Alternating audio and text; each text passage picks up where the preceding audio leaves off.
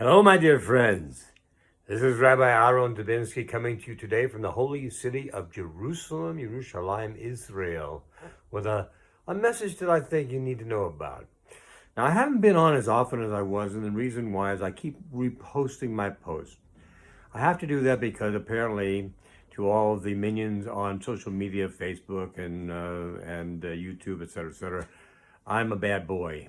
So in order to punish me for being a bad boy, what they've done is they've taken all the things they've taken all the posts that I put up and they put them to a much lower pecking order. You may not even get it for 2-3 weeks. So I don't know. So I'm going to keep trying this to make sure everybody can get them because I think they're of value to those who normally watch them. And I'm going to keep going for it. Now I want to say something after that having been said. I always talk about Torah. Torah says this, the Zohar says that, the Mishnah says this, Gemara says that, and that's really important things. These are very important things. These are the things we have been guided to by HaKadosh Baruch Hu, because Hashem, who created the universe, says these are the things you need to know to drive my machine, which is your body, my body, everybody's body. These are things we need to know because they will make it run smoother, they will make it run better. And even if we don't see it in the beginning we just see extra work, things to do. The fact is, in the long run, it comes out much better this way. Now there was a man named Kimball, and he's not Jewish. He is, I believe, a cleric, and he's also was a businessman. And he made a saying that has become very famous among people who are motivators. And I'm going to tell you right now what it is. He said, do it right now. Whoa, did you catch this? Do it right and do it right now. These are all important. In everything we do, we need to do what we need to do right now. You get an idea. I get an idea. Any of us gets an idea for a business, and it comes to us today. Today is the day we start. Now, we may not, of course, set the whole business up, make it do very well today. We may only be able to do a title, a concept, as a line long or a paragraph long or whatever. But do something. The reason we got the idea today, and this is on any ideas we get, by the way, is to start today. If we got an idea that we should be starting to study Gemara, that's an idea, and it comes to us today. When do we start to study Gemara? I don't care if we just pick out the book and bring it home. It has to be started today.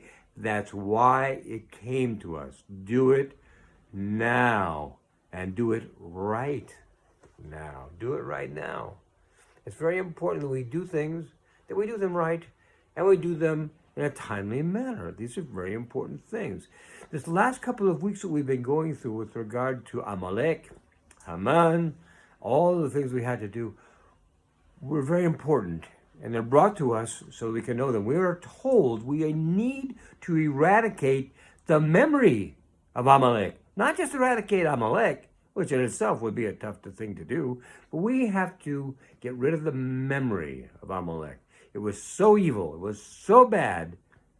They would attack the weak, they would attack the young, attack the old, they would attack people who were defenseless.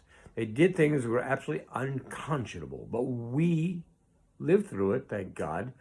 And our task now from HaKadosh Baruch Hu is to take care of this group of people and get rid of them. Who do we get rid of? Men, women, children, animals. It tells us, it specifically tells us these are the things we need to get rid of. And there's a reason why it tells us that, because we need to understand how important it is to do it right, and to do it right now. For example, if you go back to the Haftorah last week for Shabbat Zohar, it tells a story of King Saul. Now, a lot of you, I'm sure, are familiar with this story, but, it never hurts to refresh our memories. So, it tells a story of King Saul, the first king of the Jews, was sent into battle against Amalek. Wow. Got the chance to do exactly what we were told to do it right, and to do it right now. And he was very happy to go and do this. And he went into battle. And they defeated Amalek soundly. A couple of exceptions, a couple of small things.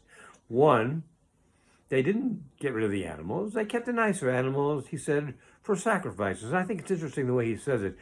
He's talking to the prophet, Shmuel, and he says, we save these animals for sacrifices to your God. To my God? What about your God? Who's your God? Who's the one who put you in place? Who gave you this job? Who's the one who selected Saul to be the king of Israel? HaKadosh Baruch Hu. He selected you. And here you are a direct effect on what he selected. So you'd think basically doing what he said would be not a big thing. It would be accepted and it would be done. But they didn't. They didn't do it. We didn't do it. Let me say that because they and we are all the same thing. We're all Jews. We're all together on this. And a mistake that is made affects the whole country. Is that it? No, that is not it. He didn't kill the king. The king was killed the next day. The king was not killed immediately, and he was supposed to be. They were told to take care of these things, to get these people killed and kill everybody, man, woman, child, animals. Didn't do it. What did he do instead? When Saul came to him, he had a great excuse. Well, you know, the animals were keeping for a sacrifice for your God. God, for your God. I love that. And then, what about the king? Well, it was a courtesy to let him live just a little bit longer before we take him out and kill him. So, Shmuel asked for the king to be brought to him, which was happened. He came to him in chains, and he was sliced in half by the prophet. And basically, at this point, Shmuel gave Saul his walking papers. You're done. You're not the king anymore. Why? Because you didn't do what you were told to do. Yeah, but I want no buts. There are no buts on this. It was a commandment, and it was clear. You were told exactly what to do. Were you told why to do it? No, you were not told why to do it. But it's a pretty easy idea to get the idea that these people are evil. If they continue to exist, they will torment you. And the king is the one who is controlling them, making them go forward. One more thing. The king, because he had an extra day and night, slept with his concubine, his mistress, whatever the woman was that he had with him, and slept with her just one time. Just one time, he got a little fun, it was a good thing. He got some fun. And he could say, at least I had that before I had to be killed. Oh, a critical mistake. Because you see, it only took once. It only took one. No matter what they told you in high school, it only took once for this king to impregnate this woman, which he did. And who was the seed of Amalek who came along hundreds of years later to torment the Jews? Haman, a guy that we yell at every Purim because we can't stand him. He was such a horrible thing. He tried so hard. His idea was to get rid of all the Jews. He was an early day Hitler, okay? He was an early day one. He was just ahead of his time, but his goal was the same. Get rid of all the Jews. That was what he wanted to do.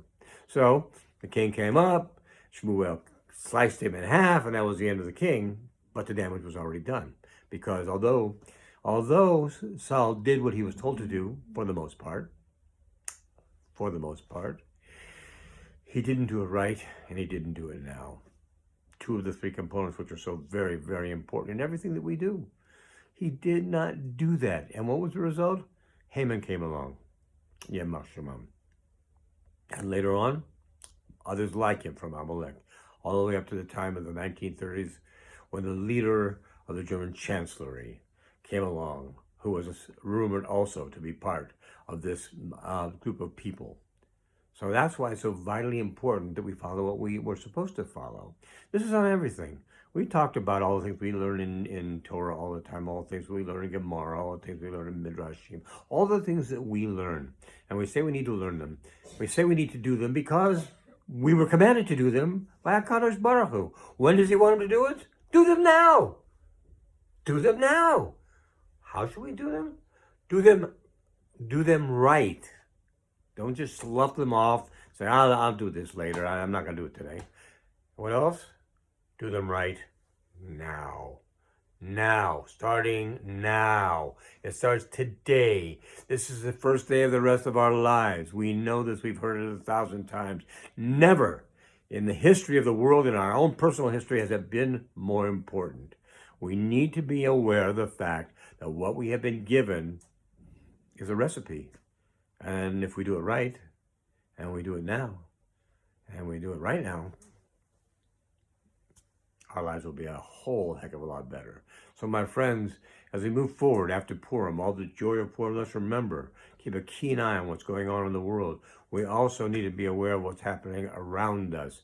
Different countries, different leaders, different things, etc. We need to go through this, and we need to judge properly by the way of Torah, properly, to see what is happening, what can we do about it, and how quickly can we get on it, because it's important that we do it right, and they do it right now. My friends, have a great week ahead. Be well. God bless. All the best.